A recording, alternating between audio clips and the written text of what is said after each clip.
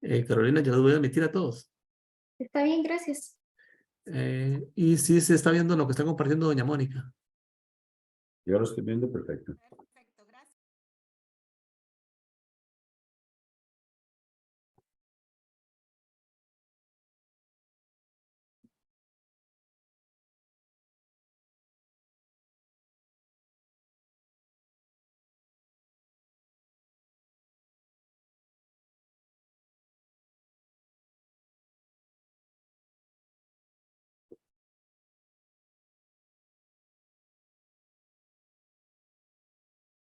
¿Cómo está, Mónica? Hola, buenos días a todos. ¿Cómo están? Hola, buenos días. Buenos días. Muchas gracias. Ya están conectados. Solo vamos a dar 2 minutos más para Thank que you se very incorporen much. We're just waiting for a couple of minutes to get the rest of the people Gracias. join the meeting. Thank you very much.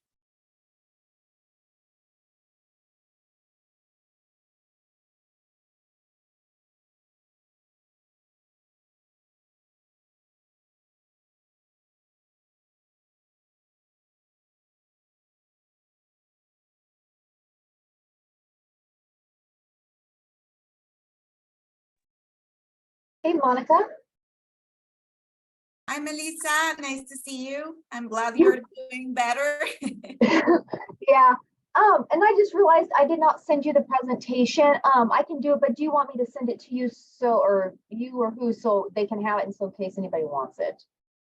Oh, yes. I think, Carol, we can talk later Yeah. with Caro. Yeah, so I can share the Spanish version of the presentation. And for now, I think Caro will support us with the English version for the I believe, actually, I think that Melissa can share her own screen. Okay. And then, Melissa, you can send the PowerPoint to me so I can unify the presentation in Spanish version. Okay. Thank you. Sorry, I muted myself again. All right, I'll do that right now. So thank you. Thank you, Melissa. Bueno, creo que ya estamos la Well, mayoría. I think that most of us are here, so maybe we can start with the people that we have. I thank you again for your commitment and your punctuality. Before we begin with the agenda for today, I would like to remind you that we have ICA and OIMA for the simultaneous interpretation for this meeting. The people who would like to change into English, you can do that selecting the language on the lower part of your screen. Carolina is going to be supporting us for her version in English, and I'm going to be sharing my presentation in Spanish. Bueno, sin más y para respetar el CAR, adelante. Well, in the spirit of time, let's continue. Thank you very much, Monica. Just a message. For Edwin, the interpretation in English is a little bit low, so maybe you can help me with that. Thank you.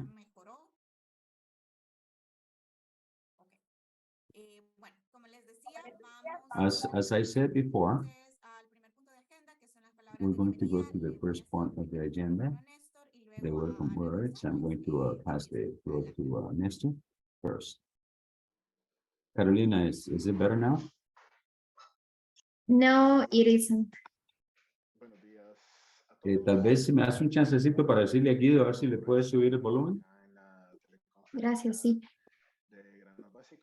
Well, it's a pleasure for me to be here in this conference today. And I would like to say that the information that we're going to share in this presentation corresponds to March.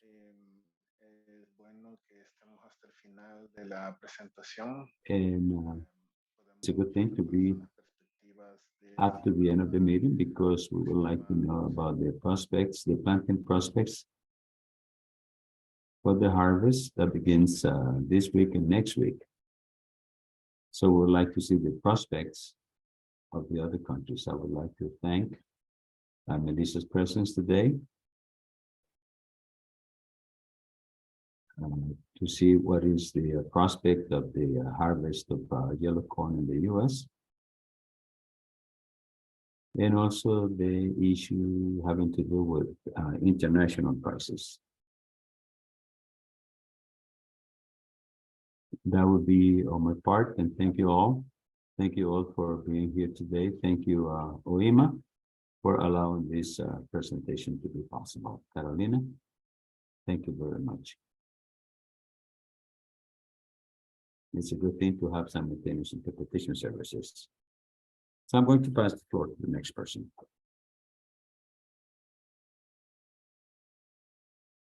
Thank you, Nestor. Thank you all. It's a pleasure to be here with you today.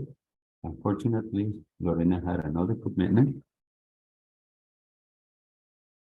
So I'm going to be here to provide the welcome words for this teleconference on markets. And as usual, I would like to thank everybody, even the people who are not here, but who are working with the same objective.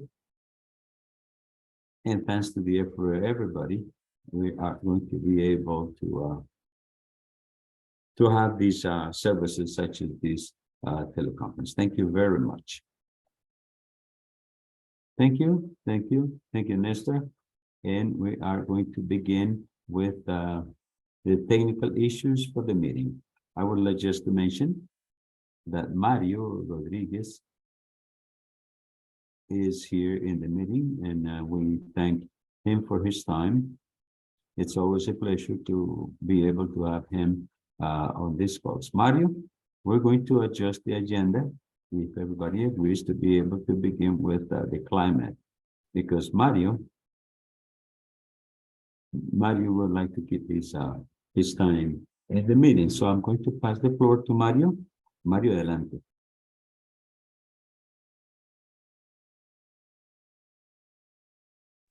Good morning.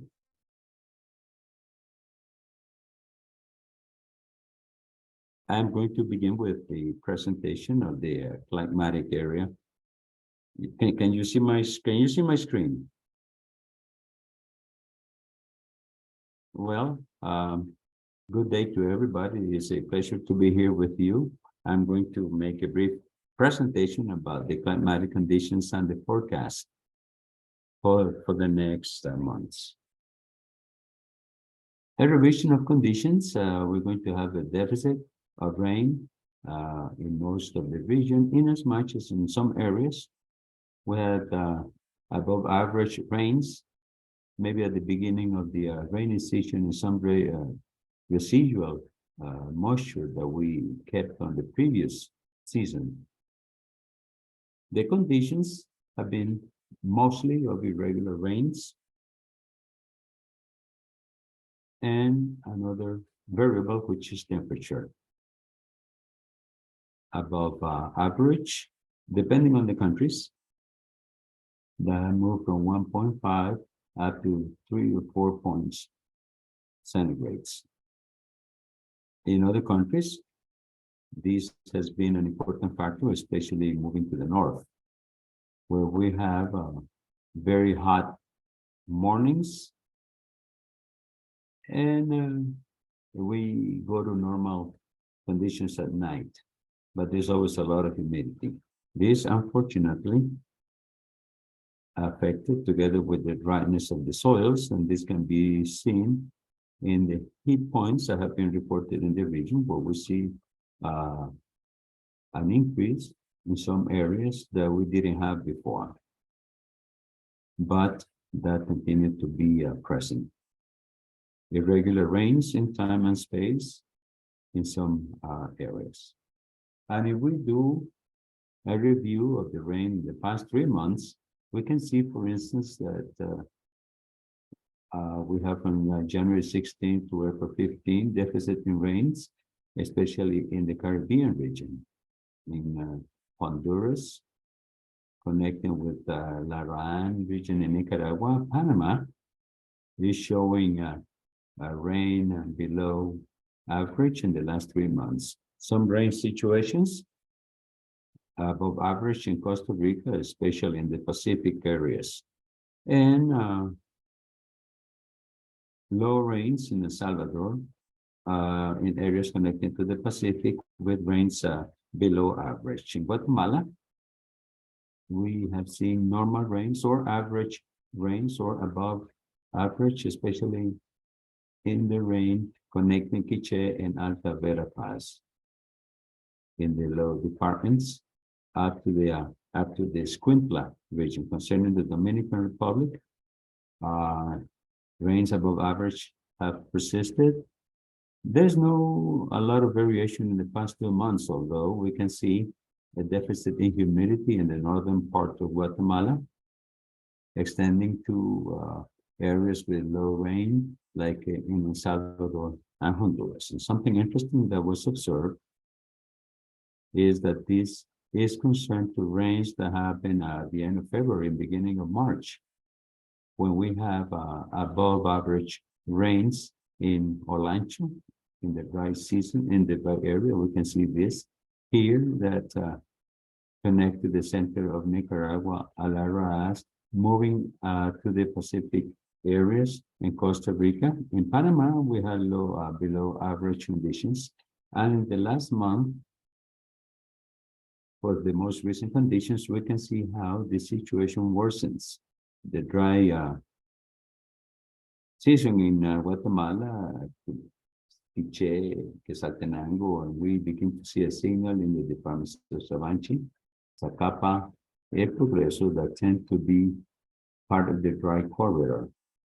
In the Pacific area of Guatemala, the western area of El Salvador shows an excess of humidity connecting with the central and Caribbean part of Honduras. And the conditions above average continue to persist in these areas of Costa Rica. We see how the conditions that before used to be above average in the last area, now they tend to be deficitary. And in recent days, we have some dryness in the entire region of Central America, areas where we only receive 30% of the rain that is normally received in Alta Verapaz, the central part of the center and western part of Honduras, including areas of Copan and Santa Barbara in Guatemala. We can also see in the region of the western part and the central part. In Panama, practically the entire country has shown a deficit, an important deficit.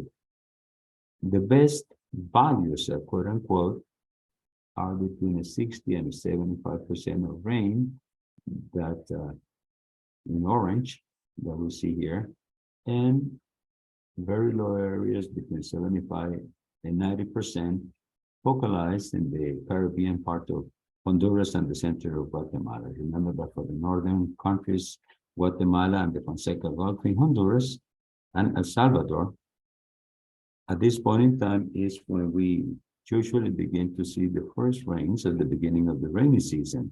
But we are beginning to see that this is beginning to show a deficit. In as much as in the weekend, we had a strong rain reported in El Salvador. That affected the city with floodings. But here we're talking about a high distribution of rain in a very short period of time.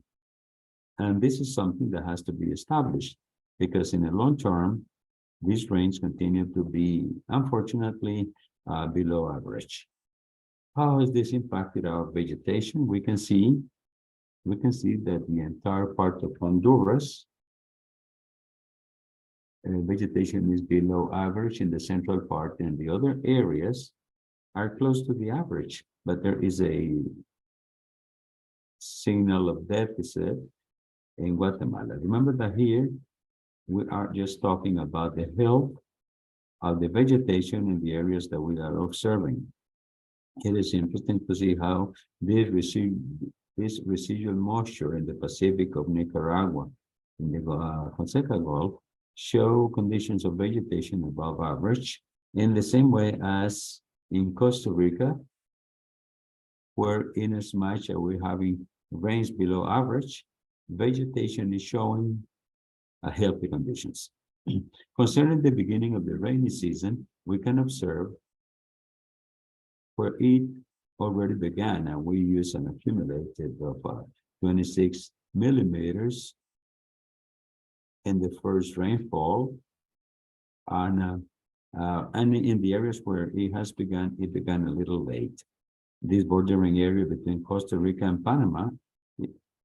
In the rest of the areas where the rain has begun, it has begun late, and the distribution that we have had about rains has been very erratic.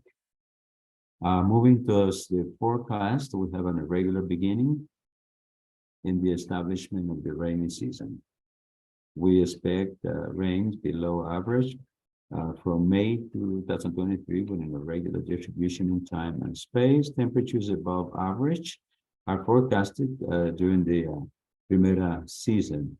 The canicular period is going to be more prolonged than normal. And this is the last data concerning the forecast from ENSO. This is the trimester March and May transitioning into El Nino conditions with 90% probabilities. And from April to June, this period that we're just about finishing with a 30% probability and a 70% neutral. And beginning in May, an establishment of El Nino establishment for the rest of the year and the beginning of 2024.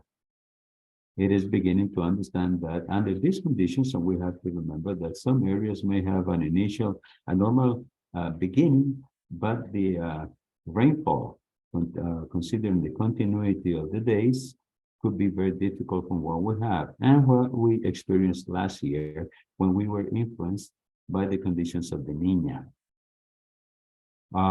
What are these models telling us concerning rain? This is the departure for the April-June, according to the American model. We can see the rains will be below average in Guatemala, the center of Nicaragua, going to Costa Rica, and a good part of Panama.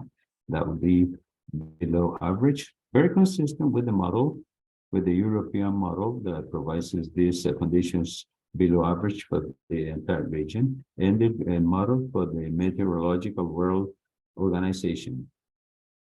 It is interesting to notice that the American model is the only one that is beginning to show below average for the Caribbean area, but the European model is calling for normal conditions for the same period. What's happening conforming as we progress in the rainy season? For May, June, and July, we're going to keep the conditions below average in Guatemala, Nicaragua, Panama, and Costa Rica, as the Dominican Republic and Haiti.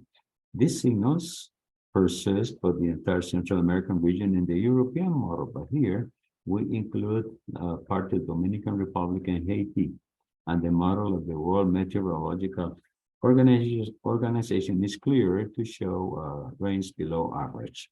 And for the June-August period, in some areas from the end of July, and especially July and August, this is when we see the most deficitary situation concerning moisture.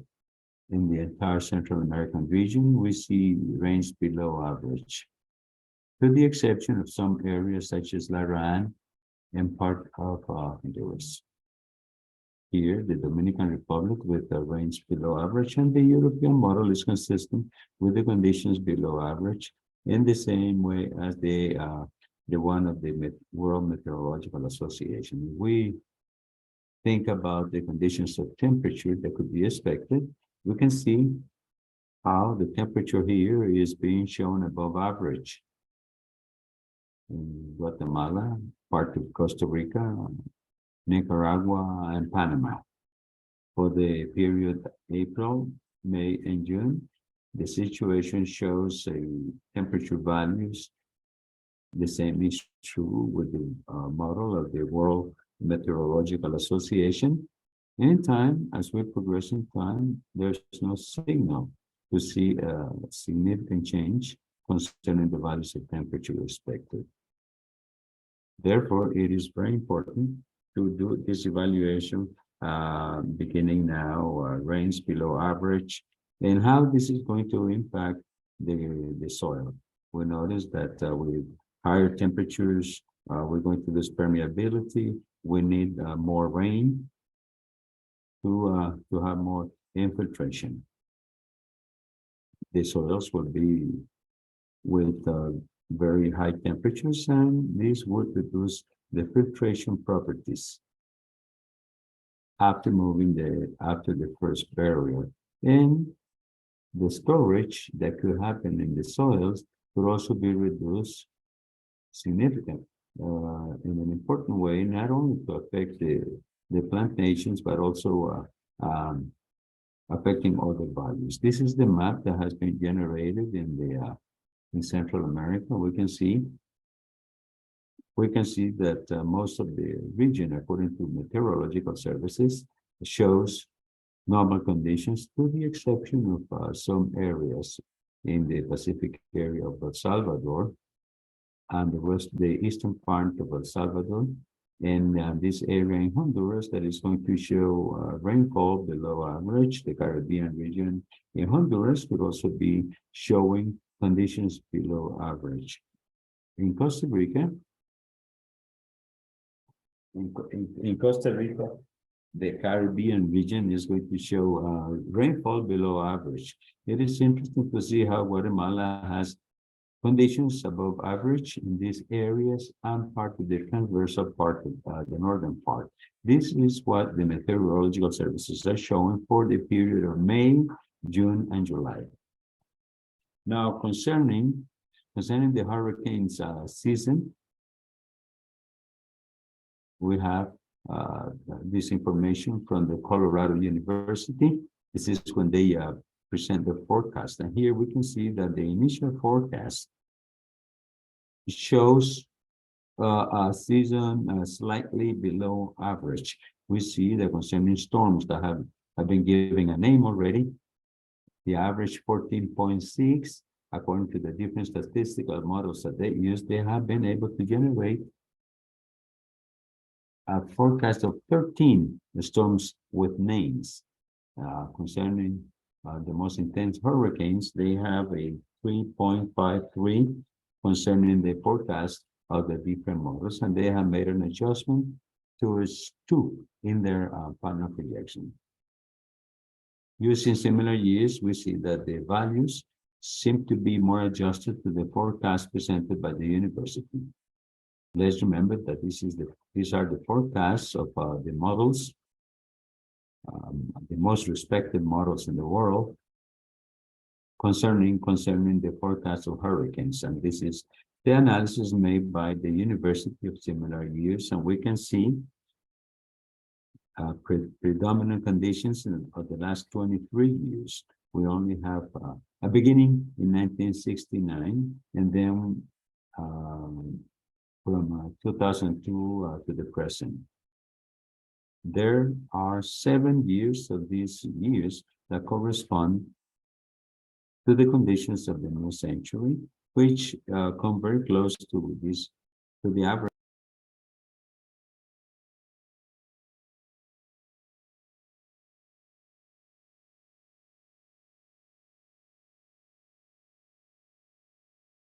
As conclusions, we can say that the range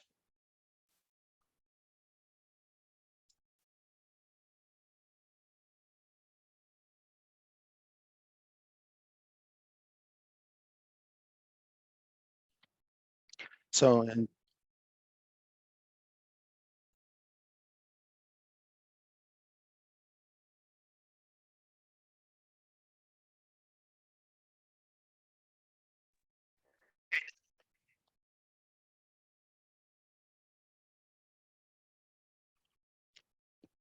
please continue, please. Okay, no problem. Thank you. So I was saying that the meteorological services believe that the conditions are going to be similar to to the average areas where we read the report that they have put together by country, they mentioned how the rains could be presented. And no point is this contradictory to what the meteorology services are saying. Just remember that the models that we're using for the mesoscale forecasting are models not only based on statistics, but also in other dynamic variables. And the meteorological services, depending on the forecast that they are performing, generally year to year, it's mostly on mathematical statistical data. So it doesn't mean that we are saying different things. Is that there are different things that need to be assessed, and that both drive us to the details of the, when you see the output, that the rains could be presented with an erratic condition in times and space. In fact, the first rains that we see could be hail conditions. The temperature conditions are going to be over the average, and the temperatures over the average are expected for most of the region. Starting in May, that is when we are starting the planting season, and which is why we could see that even if rain started, still farmers could be expecting a greater humidity conditions to do the planting of the crops, and this could delay in some cases the planting process. This, as long as it doesn't happen and by date, like it happens in some places, that they plant based on a calendar date, regardless of what is the weather conditions. The hurricane season is going to be below average, according to the University of Colorado, and NOAA's forecast is not going to be available until the end of May. But based on what we have discussed with the NOAA expert in our regular meetings, I don't believe there's going to be significant change on the information regarding the average amount of hurricanes that the University of Colorado has published. That's everything from me. If you have any questions, I'm more than gladly. Thank you very much, Mario, and thank you very much for taking the time to be here in this conference. I don't know if somebody has a question, they can use the raise hand button, or they can also type it in the chat if you want.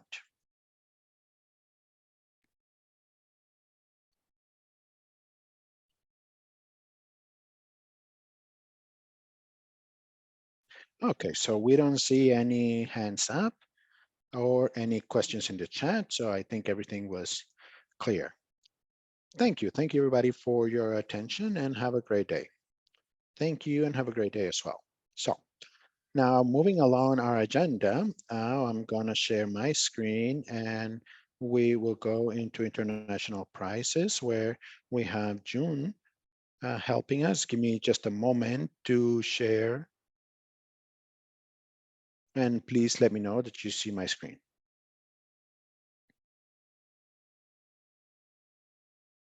Yes, we can see your screen, and I'm going to be sharing in English as well. Okay, great. So June, the floor is yours. Thank you very much. Good morning, everyone. Well, let's start with our presentations on international grain prices. Next slide, please. Thank you. So same as last month, I would like to start with the index on FAO's price to give you broader analysis of the international prices and some of the main products. Then after going on a record level in March of 2022, the index was reduced for the 20th consecutive time, and this drop on March was caused by the drop on grain prices, which we're going to discuss in just a moment why, and due to the drop on vegetable oil as well as the prices on soy and colza and sunflower seed, as well as dairy products such as powdered milk and cheese. On the contrary, the price of sugar and beef, they went up in March. Next slide, please. Now, among these grain prices, the wheat are the ones that are more interesting because they were reduced for every exporter in the world.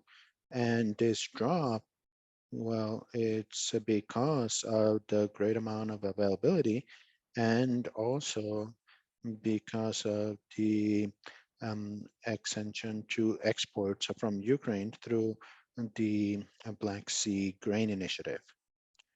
I believe we had discussed this already. In Australia and Russia, the wheat harvest in 2022 had a record level, and also the yield perspective for wheat in the European Union for 2023 were very big. And in the United States and Canada, which are the main exporters of wheat for our region, the prices went down following that international trend towards a lower price. In Canada, a good harvest from last year also added to the pressure to go down. In both countries, the prices were over 20% below the levels of a year ago. But we have to take into consideration that the prices from last year were at a very high level, as it was said by Nick. In the United States, the winter wheat harvest, which represents 70% of the national production, yearly production, is going to start in June. And so we are talking about the 2023 harvest. And the forecast still unknown because the planted area increased over 10% and compared year to year, while the current drought in the main producing area, it's concerning. But in Canada, on the other side, it's expecting an increase on their production this year, which is going to be harvested in June, starting in June, as a result of a greater number of planted crops. Next slide, please. Now, export prices for corn were dropped in March for the main exports in the region as well. And in March, we had at least 10% below the value of a year ago, which in the case of wheat prices was like in wheat, it was in a higher level.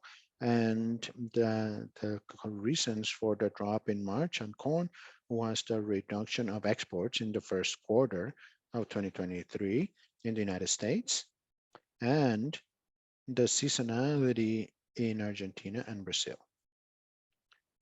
In the United States, the harvest for the planting for 2023 just recently started, and according to the official source of FEMA, the planted area increased on 3%, going back to its average.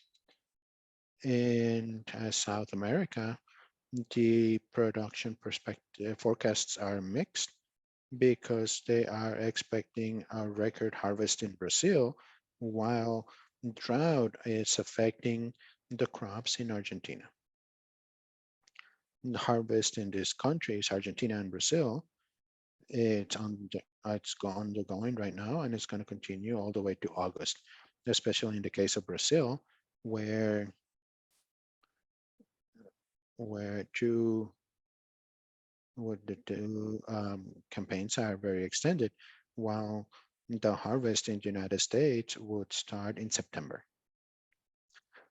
Therefore, we could expect a certain, trend, or the pressure or the trend to go down might continue in the next few months. Next slide, please. Now let's talk about the international price of rice. which were generally stable in March.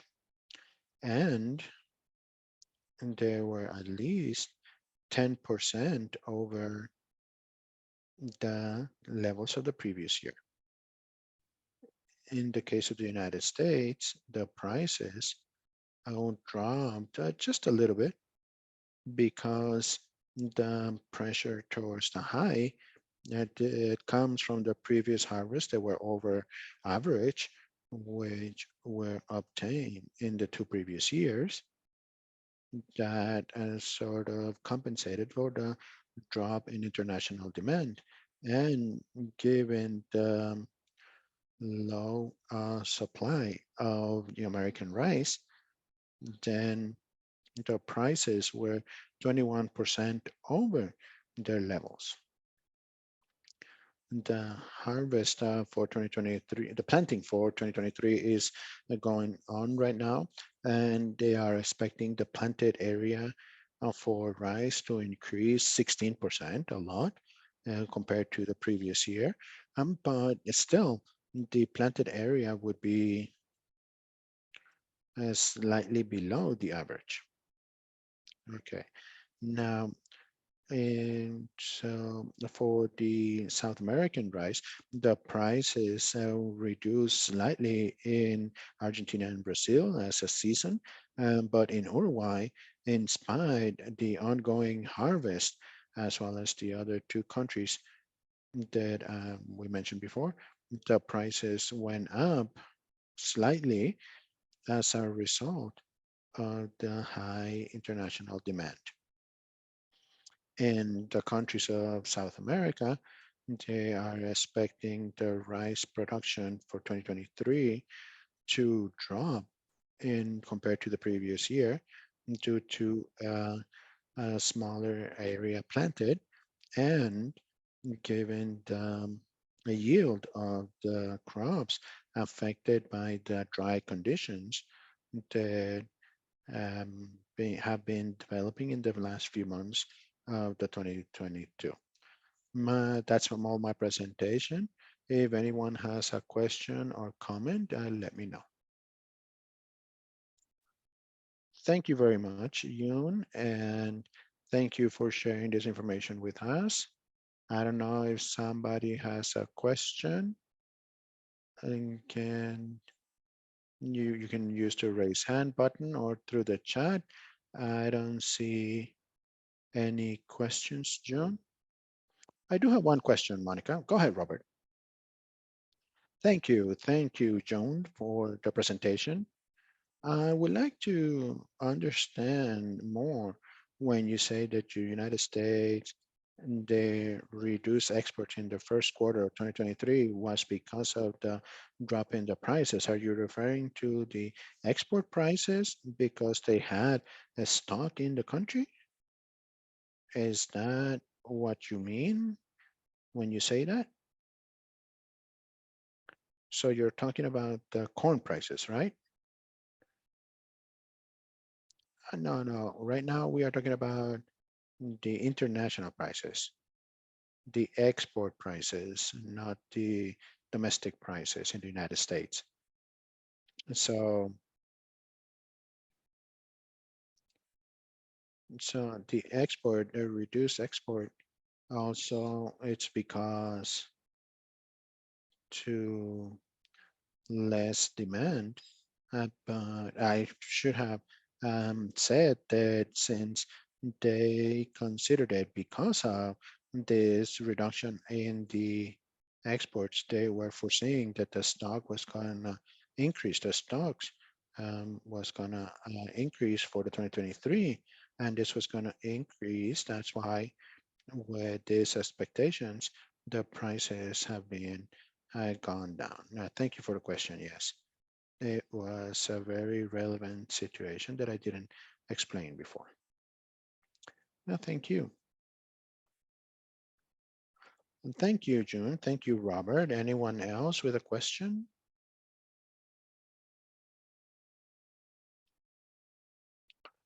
I don't see any hands up or any questions in the chat, June. So thank you very much once again for your participation. We will now give the floor to Melissa to continue with today's agenda. Oh, one clarification. As we said at the beginning of this call, I'm going to be sharing the presentation in Spanish further ahead. And so Melissa's presentation, we're going to see only in English during the call, but then we'll have them in Spanish. All right, let me just.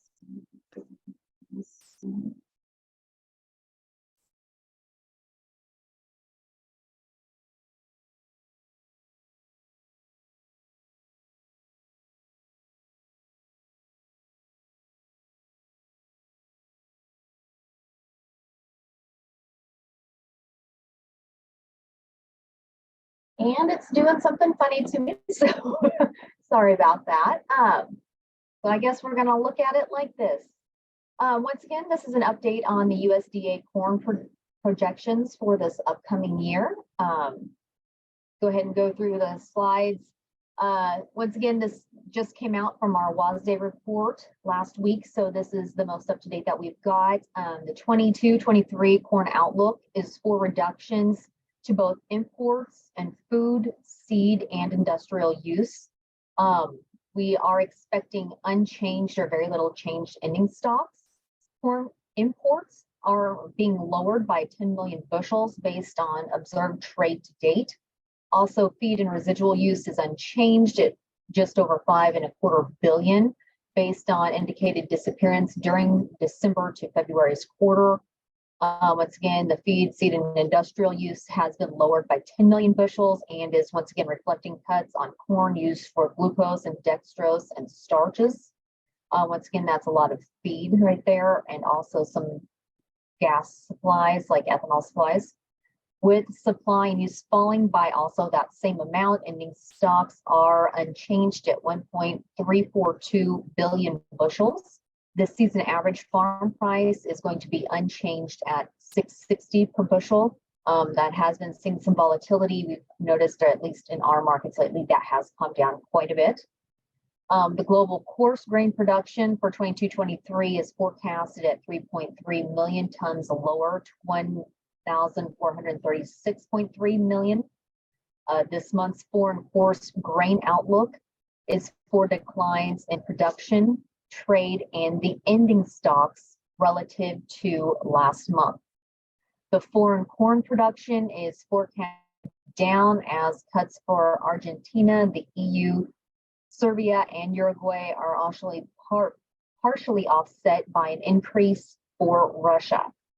As for Argentina, production has been lowered by the continued heat during March and is diminishing yield prospects for the late planted corn, and despite locally beneficial precipitation during the month. The EU corn production is also being reduced. That's mostly reflecting declines in Hungary, Italy, and Bulgaria, and are partially offset by increases for Germany and for Poland. Russian corn production is seeing higher and reflected increases in both area and yield for them. The foreign barley production is also forecasted higher on an increase for the EU in general. Major global trade changes are including lower forecasted corn exports for Argentina, Mexico, Burma, and Serbia, with increases for Ukraine and for Russia. Corn imports are lowered for Egypt and the United States, Thailand, and Venezuela, but they have been raised for the EU, Turkey, and Uruguay. Corn ending stocks are mostly lower, reflecting declines for the Ukraine and EU, Mexico, and Serbia, but have been partially offset by, once again, increases in Russia and also Brazil. And the global corn ending stocks are going to be at 295.3 million tons, which is down 1.1 million from last month. Go ahead and looking at our updates for the world corn supply production. If you will see, we didn't see a lot of changes, of course, for 2021. Last year's 21-22, we just saw some very slides from that 12-17 and then 9-44 for the year. So those mostly have not changed. However, as we are getting into productions from this year, Looking at that blue bar, we do see the 22-23 projection for the world is down from January, which was at 1155.93 down to 1144.5 million metric tons. So once again, we are seeing corn down just slightly.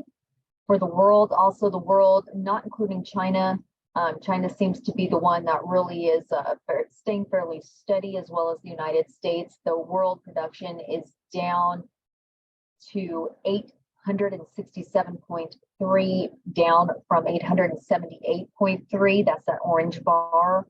The United States projections so far have stayed the same at 348.75. And the total foreign exports, once again, are down from that 807.18 in that yellow bar to 795.75. So once again, most of the export supply productions are expected to be down slightly. As always, those could change, but that's what we are seeing right now. Also looking at just the U.S. corn supply and planted and harvested acres. Once again, looking at this year, that far to the right bar, once again, the area planted is that 88.6, and that's million acres. Those have stayed the same. We haven't seen any intentions of the area planted going down since January. However, area harvested, it's down about 1.5 points from January. It was at 80.8. It's now at 79.2. Some of that could be just if we're expecting some severe weather. Those always change, maybe less planting or replanting. As I explained before, the difference in these, how come the area planted and the area harvested is different, is a lot of times if we do have severe weather, somebody will go back and do a replant, and that does count into those numbers. So you will see some of that blue line is definitely replantings. And then of course, just we have fairly severe weather sometimes in the Midwest, so we lose a lot of acres to weather issues. So that's how come that line is quite a bit different. Looking at our beginning stocks here for the world corn supply. Once again, we saw very slight changes as the year was ending for 21-22. Most of them were just rounding errors, or not rounding errors, but rounding issues. Very slight changes, so I didn't put up. However, looking at our estimates for the 22-23 projected years, if we start with the world in the blue bar, we are seeing almost everything is up for the beginning supply stocks. So that went up from 305.95 in January to 306.91. So it went up about 1 million metric tons. Once again, overall, these are very slight, but still we did see just a little bit of an adjustment. Also, in the world less China in orange, we also saw an increase up to 97.77, and in January it was 96.82. Once again, very slight, not quite a full point increase. Right now, our projected United States stayed the same at 34.98, and then the total foreign exports in yellow, that bar, you will see they also went up just about a point from 270.98 in January to 271.93. So the largest increase there was about that point in the world less China in that orange bar. So that was a little bit more of an increase. That was almost a full percent, where the most of them are about 1/4%. So still no huge changes are expected as of right now. Before I get to that, just once again, just wanted to know that the United States, once again, because we have a very large area and we do plant over several different growing zones, our planting dates are just getting started. Some have already passed within the last couple of weeks. Some have just started this week, and we have the rest are getting ready to go within the next 3 weeks, should be the last ones. So our planting is literally just getting started here. It just kind of depends. Up north, once again, of course, those are the planting dates that haven't started yet, but we don't have a lot of people out in the field. I'm literally almost right in the middle of the country. it's not too bad of weather right now. Like I said, our planting date was just, I think, 2 days ago. So it's literally just getting started. So that's one thing to look forward to, is it'll probably take just a little while because we have just now started planting on what it's actually looking like in the fields. But so far it's looking good.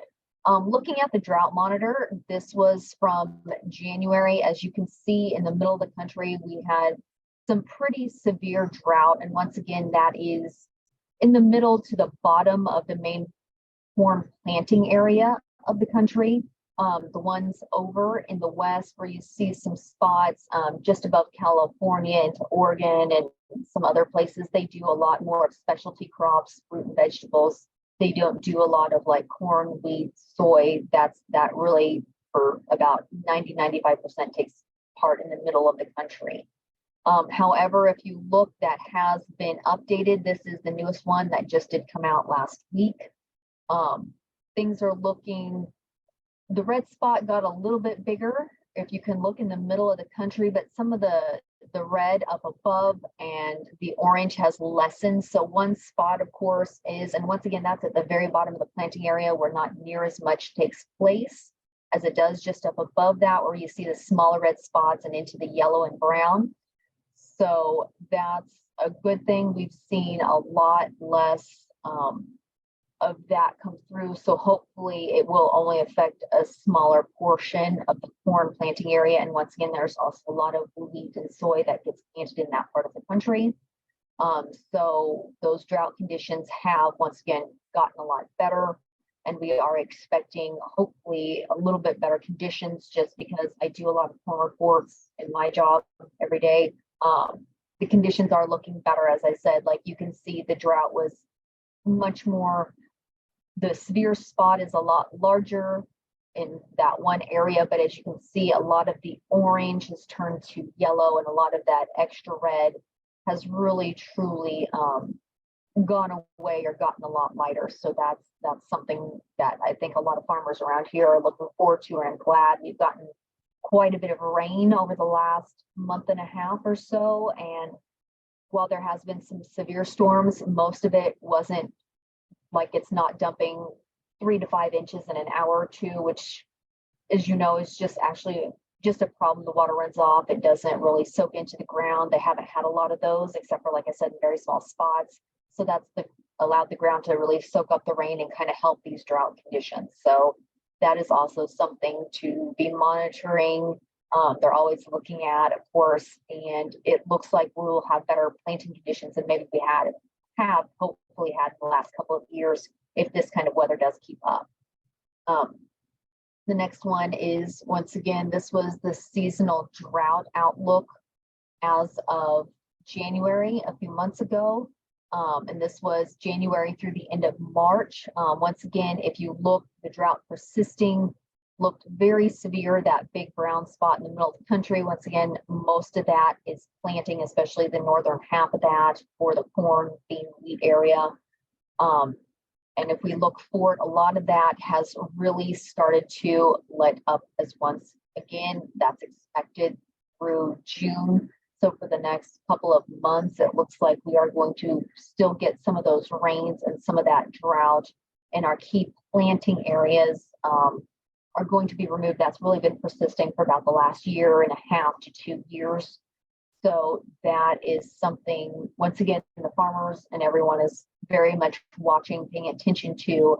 It looks like, as I go back again, as you can see through the middle of the country, that big brown spot where we had some fairly persistent drought has disappeared and gone into an improvement in the drought, or either is the green areas, it's removing it completely, which, as I said, since it's been persisting through about the last 2 growing seasons, we are hopeful, as long as, once again, the rain doesn't get too severe, because as you see, we have a lot of rivers throughout the country, and that doesn't include the smaller creeks, streams, things. Those are just the major rivers, and they do go through quite a bit of our planting areas and through here and through the middle of what's called the Corn Belt. So if we get too heavy of rain, it is very easy to lose crops in most of the planting areas to flooding. It happens quite a lot here. Also something that we've been looking for as I talk about planting and weather. One of the reasons why we haven't got a lot planted yet is because we are still in spring here, which is very volatile in the middle of the United States. It's very common for us to have 20, even 30-degree Fahrenheit swings in a day. We just had one last week where we went from 82 one day to about 54 degrees Fahrenheit in a day, which is a fairly severe swing.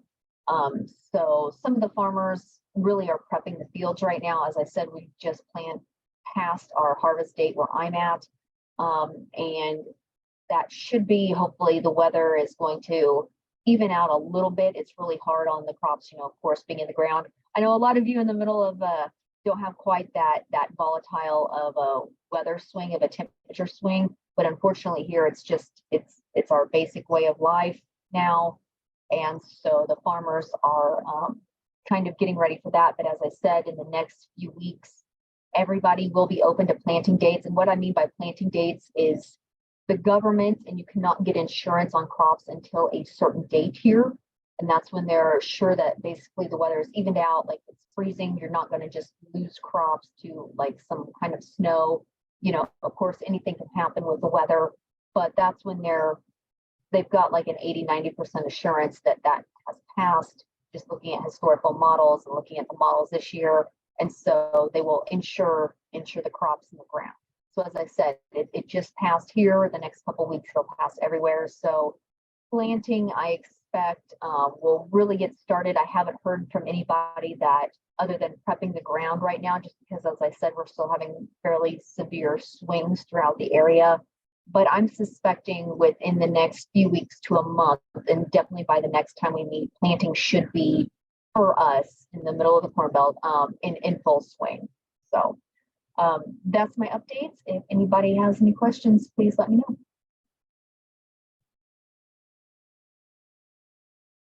Thank you very much, Melissa, for your presentation, and thank you very much for the update and for taking the opportunity to be here with us.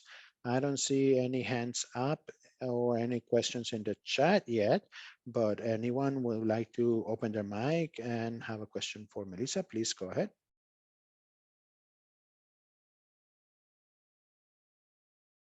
Okay. I don't see any hands up and nobody's opening their mic, Melissa. So I believe just thank you is in order for taking the time to share this information with us. And we hope to have more news in the next meeting at the end of May. Thank you very much. Now, if you don't mind, I'm going to share my screen again so that we can continue with today's agenda. Let me know if you see my screen.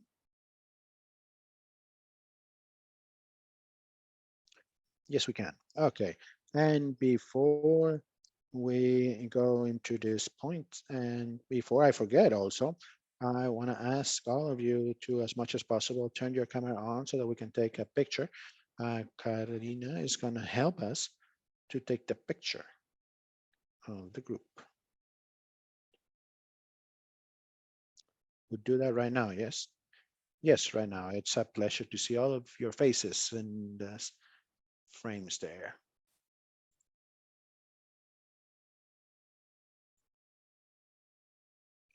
Okay, just a moment while I go through the several screens. Can you stop sharing, please? Oh, sorry. Yes. There we go. Sorry. Yes, I was sharing. Yes, thank you. So give me a big smile, everybody. Big smile. Let me take a picture here.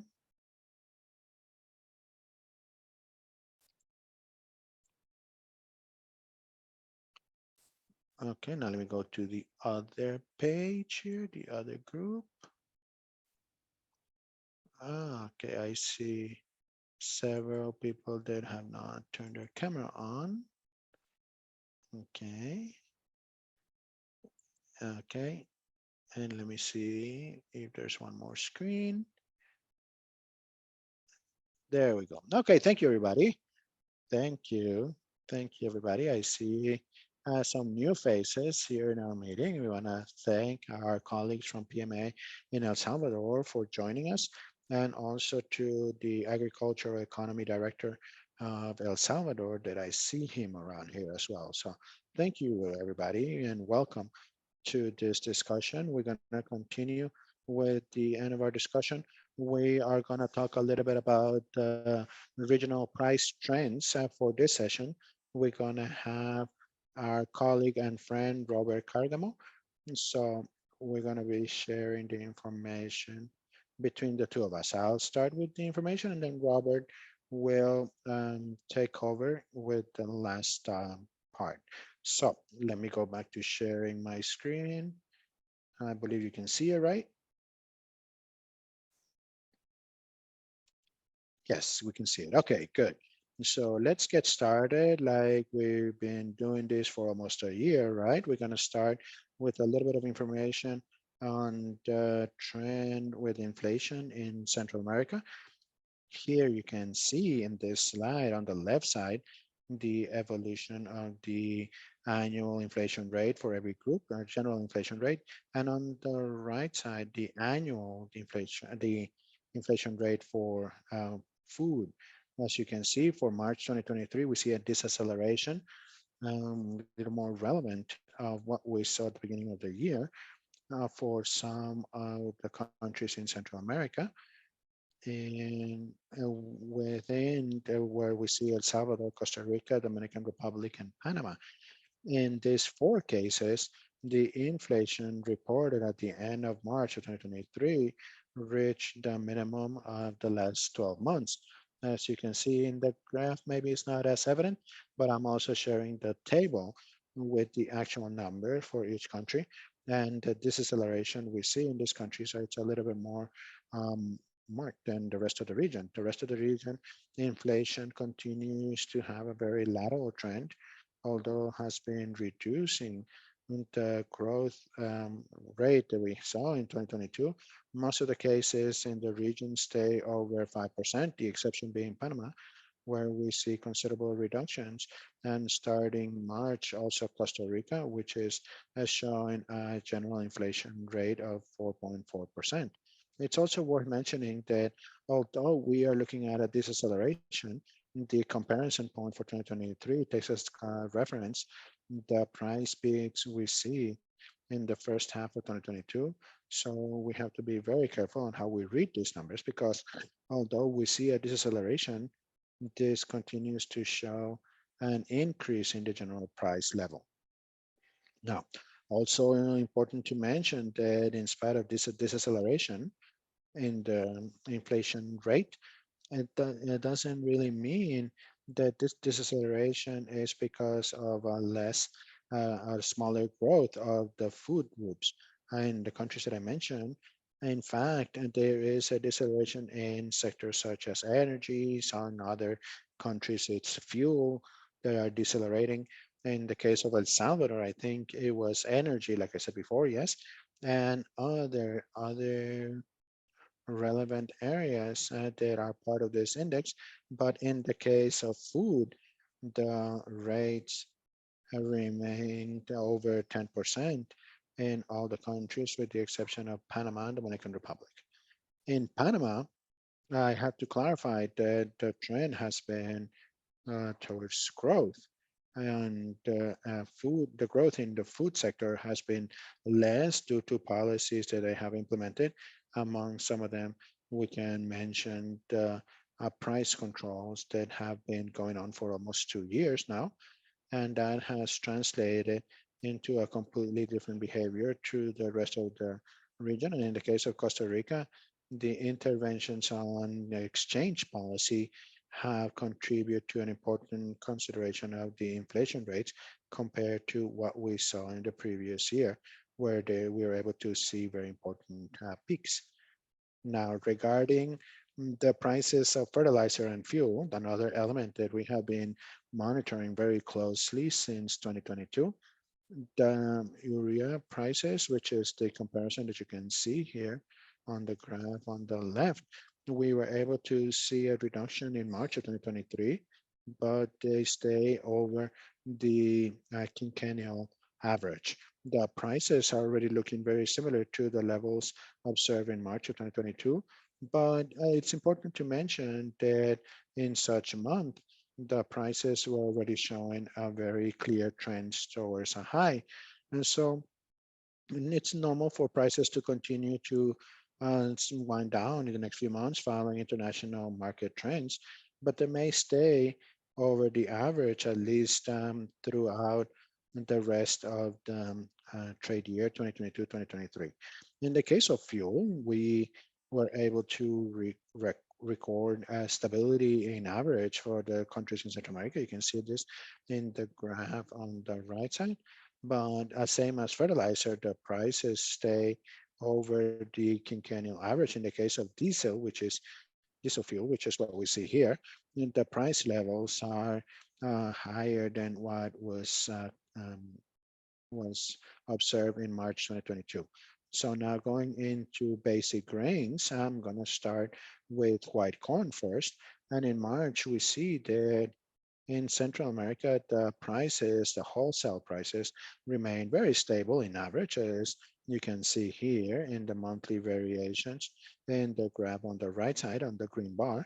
We are no longer seeing this such strong variation from one month to the other, but the accumulated variations continue to be very evident when compared to the quinquennial average and also with the 2022 level. In the orange bar, you can see the variations with March 2022 with its 20 to 50% increase depending on the country.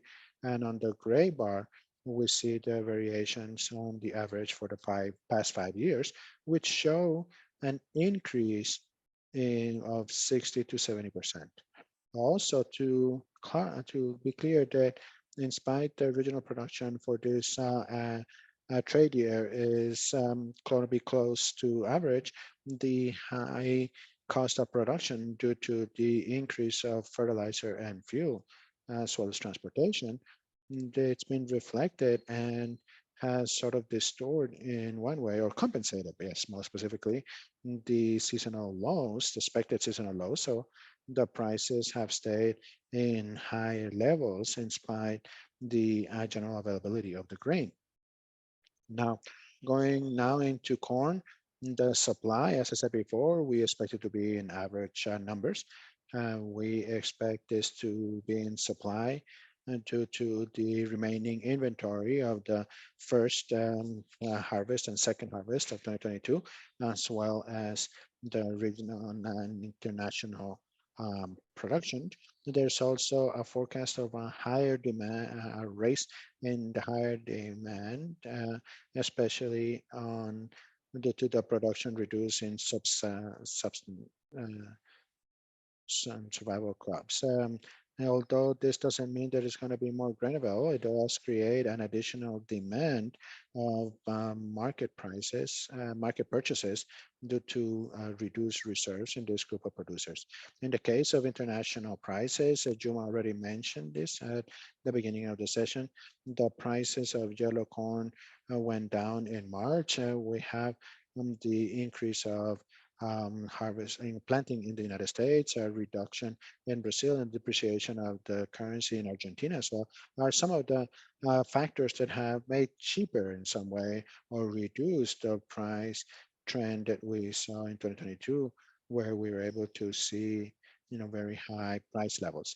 Now, regarding the perspective on the short term, well, we believe that white corn prices will continue to follow the seasonal trend, but in elevated in higher levels than the 5-year average. This, we already mentioned the increase in the production cost that was very strong for the 2022-2023 cycle, and also a little bit due to the uncertainty giving the unfavorable weather conditions for this cycle. Like Mario said, we foresee a regular first harvest. This is going to have different changes and conditions depending on the country and the local conditions. But in general, we would be expecting, or we will be seeing a scenario of rainfall below average, which will be affecting particularly certain areas of the dry Central American corridor. Now, regarding bean, I'm going to start with red bean in March. We see that the prices remain stable in most of the region. This is consistent to the seasonal trend that we expected, although in Nicaragua, the prices showed significant reduction, close to 12%, given the greater availability of fresh bean coming from the second harvest, the Pente harvest in 2023, which we think it's on average level. So this is going to help contribute and stabilize the supply of red bean, but we also have to take into consideration that we still have an cumulative effect of previous climate shocks. And the last three trade years, we have had difficulties with irregularity of excess rainfall, which has translated into reduction of the regional offer. Therefore, the prices of red bean will go over the will continue to be over the 5-year average, even compared to the numbers of 2022 continues to be higher. Given the weather conditions, we have the effect of the high of production cost in the case, like in the case of corn. And in the case of bean, we were also able to identify some speculation to, giving the uncertainty or the effect of this weather shocks that I mentioned before and the effect they had on the price persistence of elevated prices.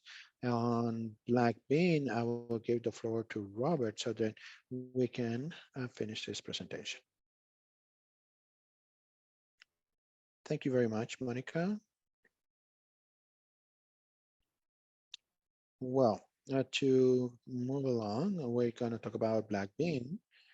In March 2023, in general, the prices have seen the stable price, except in Guatemala, where we have seen certain increases in spite the availability of the post-harvest or late harvest. That this probably due to higher production costs and to possible, gathering at practices and brokers so that they can get better benefits from these practices. On the other side, when we see the prices or we compare these prices with the annual average, we see that the prices in the entire region are higher. And when we compare them to the prices, average prices in the past 5 years, then we would see, very high prices. And this is explained mostly due to the higher production cost.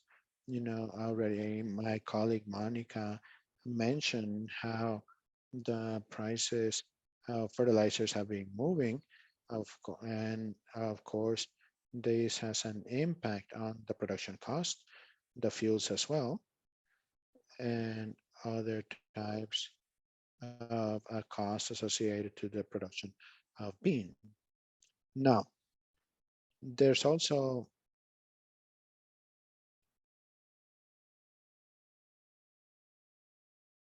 we also have in the other side a less regional demand of this grain. This grain is mostly consumed by Guatemala, Mexico, and Costa Rica. Another factor that maybe during certain trades that might affect it might be the exchange rate that has been observed in different countries. Some countries have been benefited, like the case of Mexico, and this could make the transaction cost to go up, but also they can help contribute to this type of increase, right? The next slide, please. So what could we conclude in a general overview with these price trends at a regional level? In the particular case of the red bean and black bean, we expect the sales of red bean to be below the 5-year average, giving the recurrent drop in regional production with weather conditions in the past 3 trade years. And this was already explained by Mario with the information, and his information was provided with the different scenarios that were forecasted and the weather we were expecting and that we have seen in the past 20 years. And yes, we've seen a greater number of weather events affecting the region and therefore are also affecting our the yield on these crops and therefore the regional supply. Therefore, it is considered that the availability of black bean is going to stay in average, which is very particular and very common on this product. And the last harvest of the 2022-2023 harvest, which is the Apante and Potrera, and they stay in average, which could mean a stabilization of the grain supply throughout the region. In other areas, the export prices in Nicaragua, which is mostly red bean, it could be above average due to the strengthening of demand from Honduras, El Salvador, and Costa Rica. Although the Apante harvest, which is the main harvest, it's expected to be close to the average. The increase in production costs may be pressuring towards a higher price in the region. The prices on red bean will probably stay above the 5-year average and compared to the year 22 as well. Higher production costs as well as expected to raise, but in black bean we expect it to stay the same, but with a trend towards the high. Now the next slide, please. On rice in March 2023, the price were seen to remain relatively stable. We were able to see greater variations in Guatemala and Mexico. We see some variations of 4% points. While comparing them to the previous year, we were able to see slightly increases, and we were able to see greater increase compared to the 5-year average. And this has been supported by the variations of the international market as well as other factors associated to the production costs at a national level. And as it was said before, given a greater fluctuation of the exchange rates of the local currencies, which may be affecting the import cost, and not only on rice, but also in some cases other raw materials for the production of this product. And the export prices from the United States, they have increased in 2021. This was already explained by our colleague from FAO, and pressuring the prices to go high in Central America. This because we have a high dependency for the imports of this grain to cover regional demand. Next slide, please. So what do we expect in rice, or what could be some of our general conclusions? Well, we expect average, giving the favorable production in Nicaragua and the supply of grain from the United States, Brazil, and Uruguay, and the availability of national grain in Honduras, Dominican Republic, and Central America. Central America will continue to depend on imports due to this dependency that we have. We expect the local production in El Salvador, Honduras, and Costa Rica to reduce compared to the 2022-2023 numbers and compared to the previous year numbers as a result of our reduction in the area that was planted and the increase on production cost. At the same time, we will have to look into the national policies that are going to incentivize the crops, especially in Costa Rica. They could mean a less national production in the next few years. We believe the price rises will continue to go up following the trend on international prices, as well as progressive increase in the export prices in the United States, as well as the reduction of planted area in certain areas of Central America, given the higher cost of production, and in the tax reduction, giving the CAFTA DR tax reduction. They could explain this new characteristics. Next slide, please. So now I'm going to give you some preliminary conclusions, and then we can go into an open discussion. As you all know, these are just general conclusions or general overview to promote a discussion later today.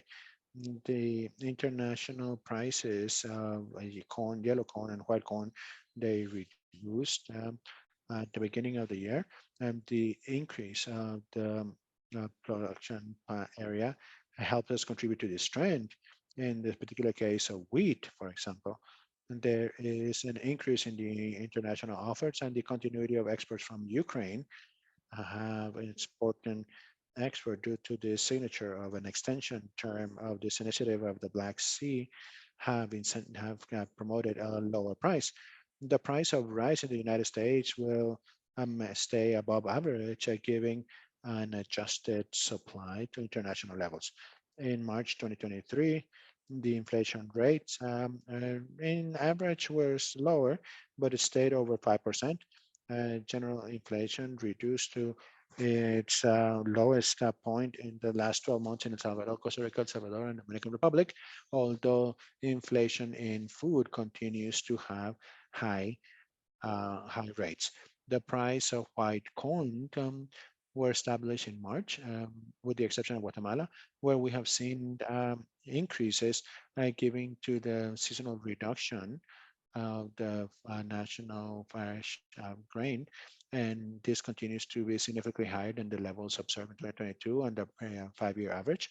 And then the price of red bean had an increase in March, and this reduction in Nicaragua as a consequence of the Apante harvest.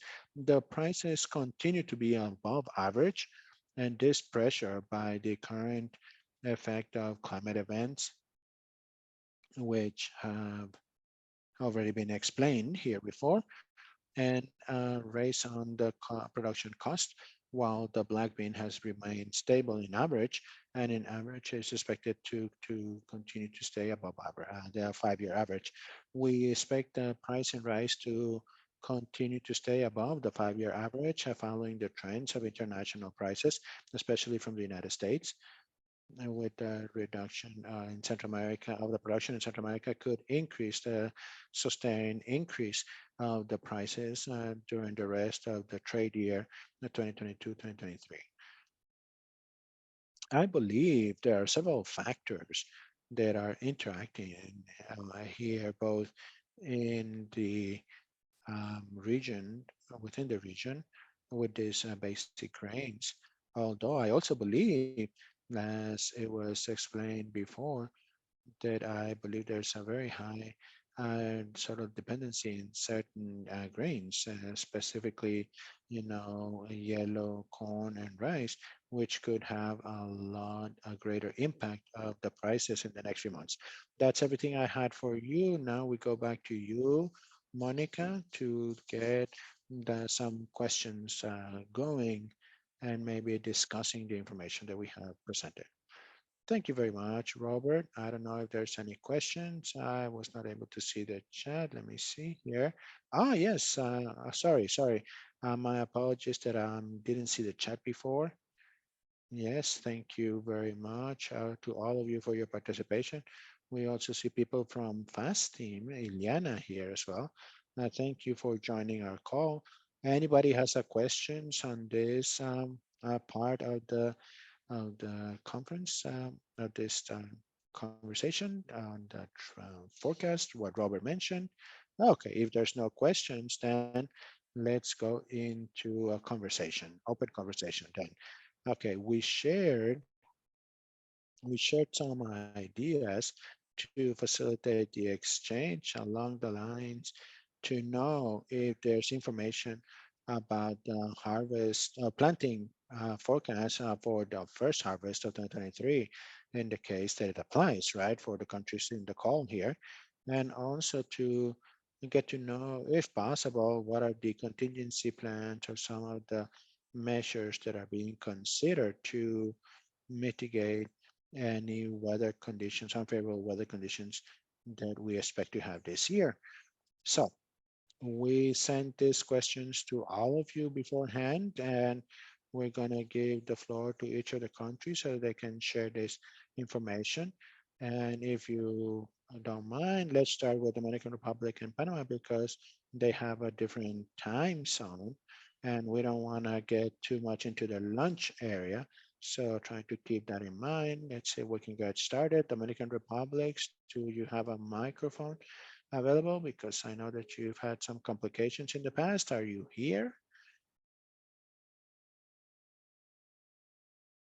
If Dominican Republic is not here, then maybe we can start, we can go to Panama to get started with this discussion, and then we'll go back to Dominican Republic when they are available.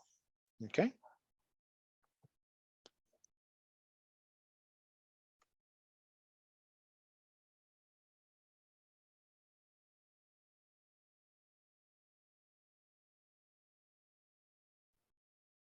Okay, it looks like Panama is having difficulty to, I don't see Socrates, and I think Jonathan is connected. Okay, that's okay. You can also let us know through the chat if you're having some complications to open your mic. And so now let's do this the other way around then. Let's give the floor to the team from Guatemala. Guatemala, are you here so that you can share with us the discussion topics that we've sent beforehand? Thank you very much. Thank you, Monica. Good morning, everybody. Can you hear me okay? Yes, Danilio. Thank you very much. We can hear you. Thank you. Yes. Thank you for the time. Well, let's see. The topics that were sent to us, I'm going to talk about two of them. So as our forecast during this beginning of the season, and then fertilizers, and then my colleague Ameline is going to talk about the other side, which is our contingency plans. Okay, so the beginning of the season here, we have forecasted or calculated or an estimate that the production is going to have a normal trend, very similar to 2022, in spite the fact that the prices of supplies continue to go on high, especially fertilizers.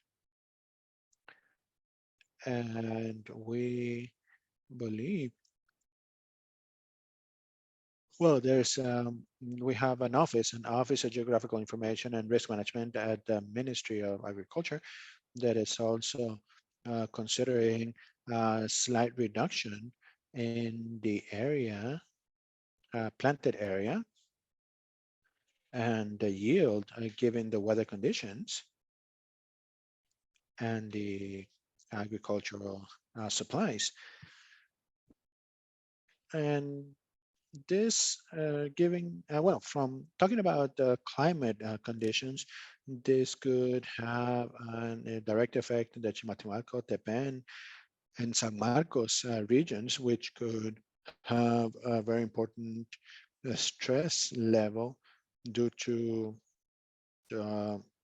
drops or reduction on precipitation and the high temperatures. And as a general level and a national level, there's a trend towards high prices because of the supplies high prices. And so we have a year that is going to be affected by high temperatures as well. But like I said at the beginning, the forecasts continue to still look very similar to the numbers of 2022, in spite of the fact that the agricultural supplies are still with high prices. Now, regarding fertilizer, we could go back to December 2022 to have a point of reference, yes, or a starting baseline, and on the three main fertilizers that are used in our country. And we're talking about the 3015, the 2020 and urea. In December, they had an average in the case of the triple 15, 404.7 quetzals per sack. The 2020 was 392 quetzals, and the urea was 420 with 82 cents the sack.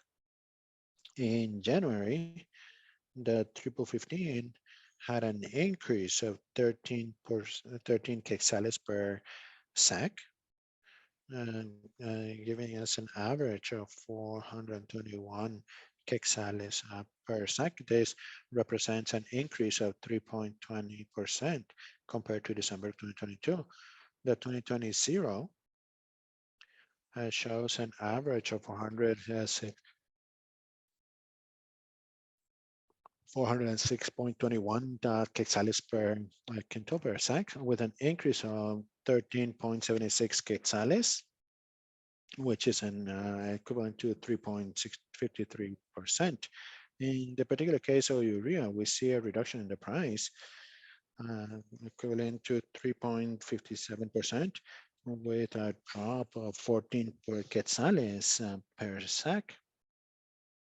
The trend and what we see here between December and January was to the higher cost in the triple 15 and the 2020, but urea does show a reduction in their price behavior. Compared to February, the triple 15 and the 2020, they do present, or yeah, they do show a reduction on their prices, with an average price of the 392 quetzales on the triple 15. And in the 2020, we had a reduction, a minimum reduction of 3 quetzales by sack, equivalent to 0.19%. Now, urea had a slight raise of 2 quetzales, although the price continues to show a reduction compared to the previous year. Now, in March, the prices continue to go down. In the case of triple 15, we show an average of 390 quetzales, with 93 cents per quetzales per sack, which is a difference compared to January in this case, right? The difference has been very clear. It's about 7.42%. The 2020 showed an average price of 398 with 43 cents of quetzales per quinto, with a difference of 1.92% compared to the 2023 in January. And urea is now showing a new rise, a small rise, but a rise of 0.21 cents, sorry, 21 cents per sack, which is 0.05% raise compared to January. And so if we see fertilizers, although they have been reducing over time, the prices continue to be high compared to the previous years, right?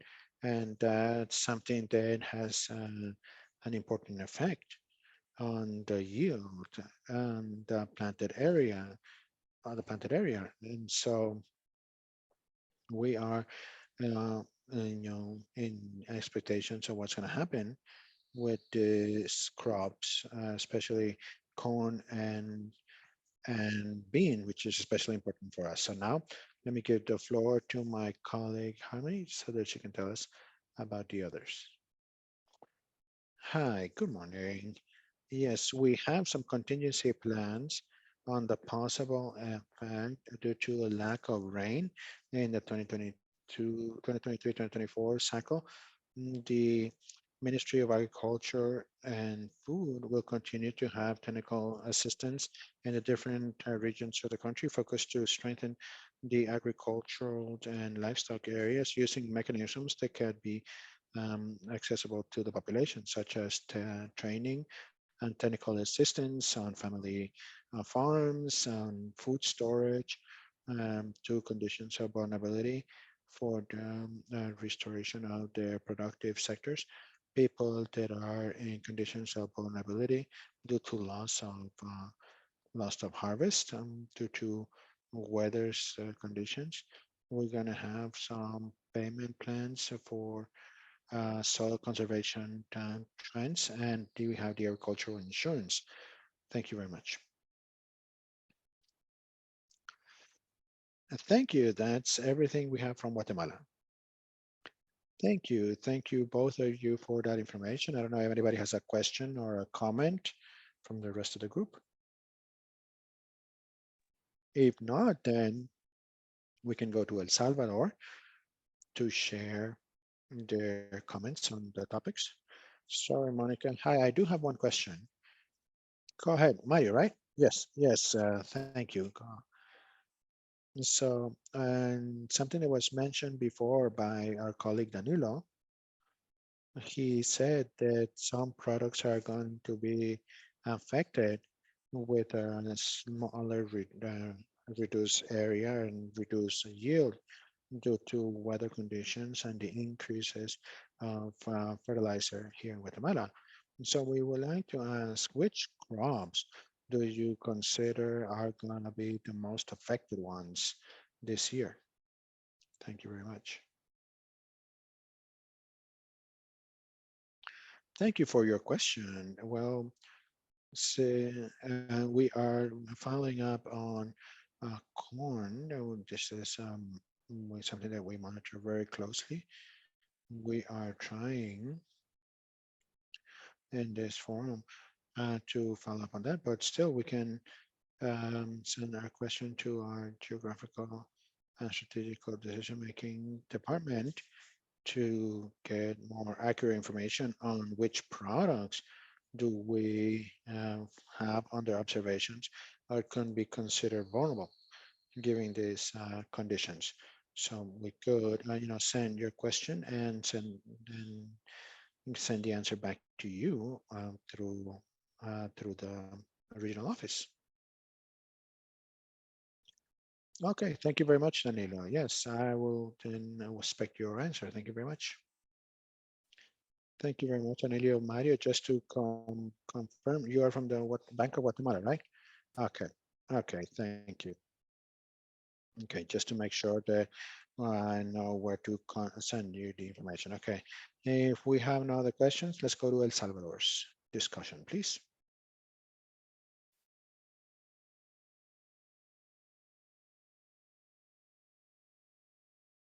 Hi, good morning. Good morning, everyone. Well, regarding the questions that Monica sent, and we still don't have any actual expectations on harvest or planting for the next year yet. We are still working, collecting the information out on the field. Now, regarding the 2023-2024 season, we expect at the beginning of the season on May 1st, but it all gonna depend on the rain, the start of the raining, since we had, like it was said in the previous presentation, no rain in most of the country, only some isolated storms. And so we need to wait to see when the actual rain is going to start. And that's going to have a direct effect. So we don't have yet any precise information regarding the beginning of the season. And regarding the contingency plans, there's no contingency plans yet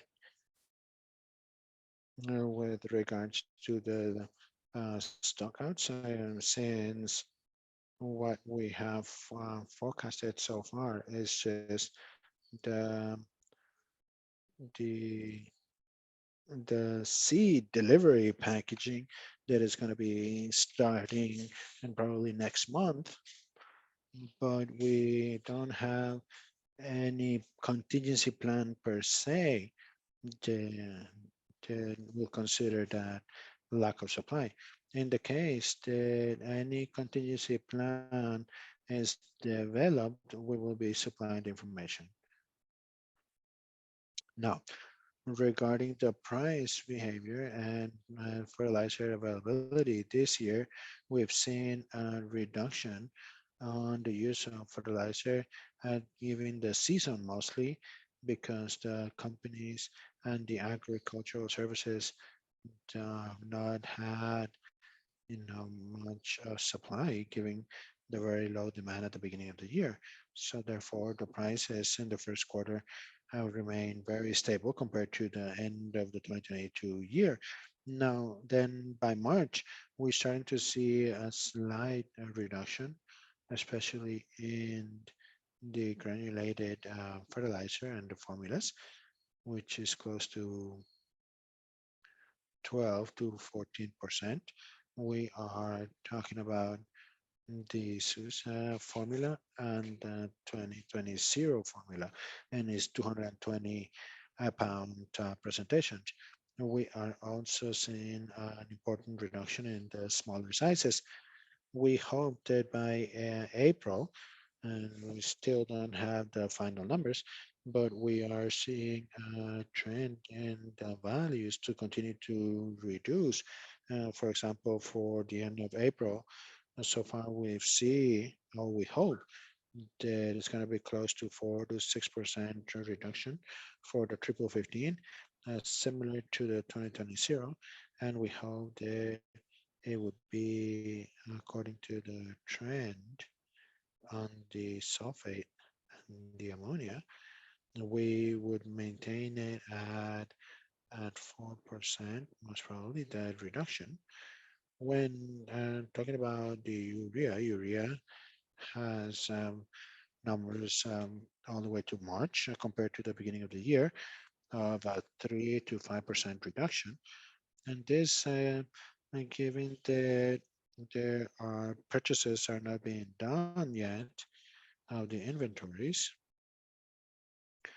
for the distribution of this product, what we have detected internationally is a reduction of the urea prices at the international market, and according to the Bex Mundi, and then we have in March of 2023, and the prices towards March have remained stable, but the product is coming in with these new prices into the country, and we would expect to see a reduction and to see an impact on the harvest starting in May with some reduction, a slightly bigger reduction, but that will depend on what is the inventory level on the distributors.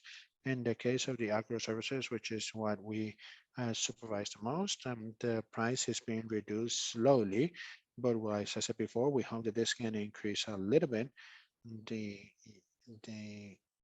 And this will allow greater production or at least a better yield in the crop, although this may be affected as well by climate conditions the rest of the year. That's everything we had from our side. Thank you very much for your attention.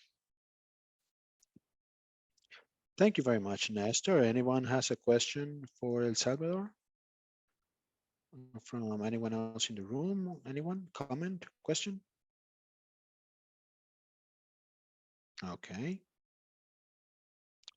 Nestor, I do have one question. My apologies if I didn't hear this, but you mentioned that the supply delivery program, we believe, is going to stay the same in 2022, because I understand that last year it increased a little bit. So I don't know if you're expected to have the same level of beneficiaries or not, or how you're looking at this. Is it still in the planning stage? Well, in that case, I don't have much information, but If you allow me to ask a person that we have here, Douglas Fuentes, he is our Director of Agricultural Engineering. He has more information about that. Okay, yeah, if you have some information available, we will be thankful. Otherwise, in the next meeting, we can discuss it. Ingeniero Fuentes, go ahead.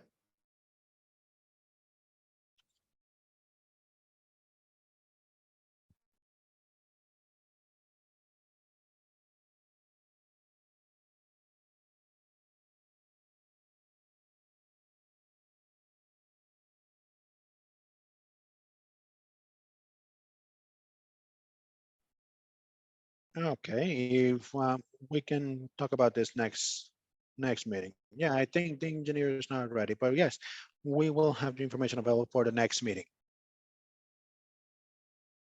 Yes, it's still just looking into the purchase of the seed. So yes, the engineer is sending me a message that he's not able to open his mic, but yeah, thank you. So the engineer Douglas Fuentes is saying that at this time, delivery will be similar to the previous year. So we will have more or less the same inventory. Thank you, Bob. Okay, so now to finish, let's give the floor to Honduras. I don't know if Marcio is here. We're here. Okay, excellent.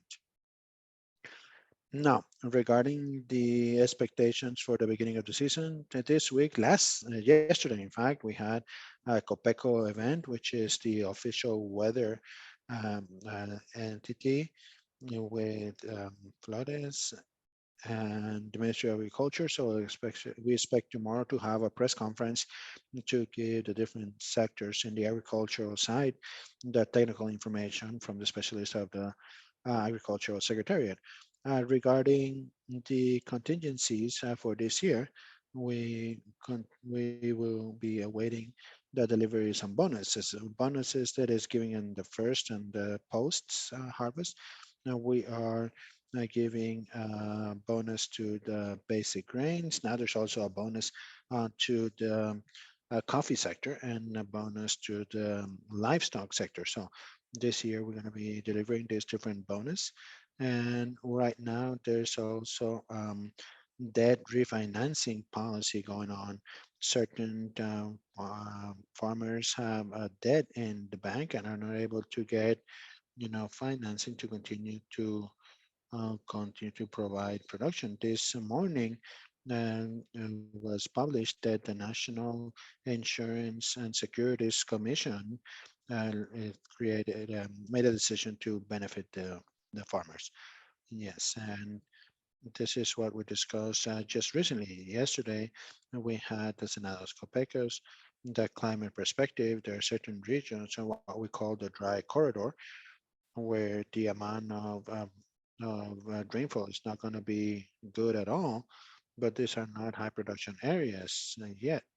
And so yeah, we're going to have a very extended off season in some certain areas, but we do expect that for tomorrow, Thursday, have already got recommendations. A lot of times we recommend planting in the first rains, then finding the short cycle seed, and maybe seed that can be drought resistance.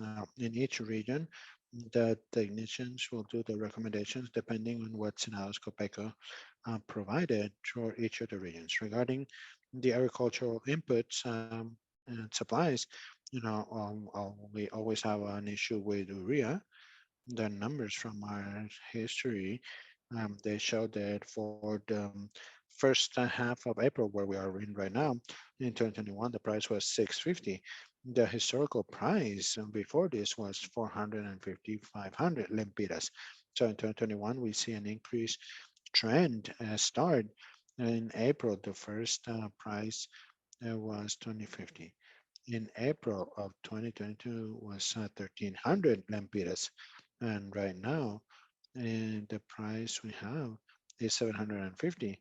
So it has been reducing.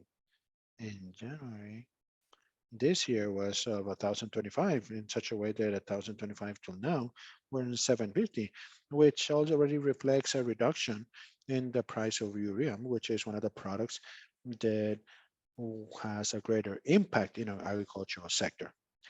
That's everything I had on matters of forecast. If I have any questions, let me know.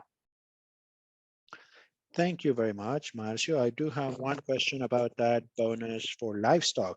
What does it include in that bonus? It's going to be the first time we're going to use it. So they are working on creating a definition for it right now. In coffee, they were giving fertilizer for available for coffee. In livestock, we still haven't decided what's going to be provided. It's just a proposal. I'm going to get the information and send it to you tomorrow. Okay. Thank you. Thank you very much, Marcio. Okay, so everyone else contacted me because they have some technical problems in Panama and Dominican Republic, and Garten, whom is not here. So I believe the only thing left is to agree when is our next meeting. How about, let me see, Wednesday, May 31st. Okay, is that okay with everybody? Anybody has a better proposal or difficulty? Please let me know through the chat. May 31st. No problem, Nestor says. Okay, good. So we will be creating the information, and Nestor is going to be sending the summons when we're closer to the date. Once again, thank you everybody for your time and your attention, and we will speak again on May 31st. Again, have a great day and a great week. God bless you all. Everybody saying thank you and signing off.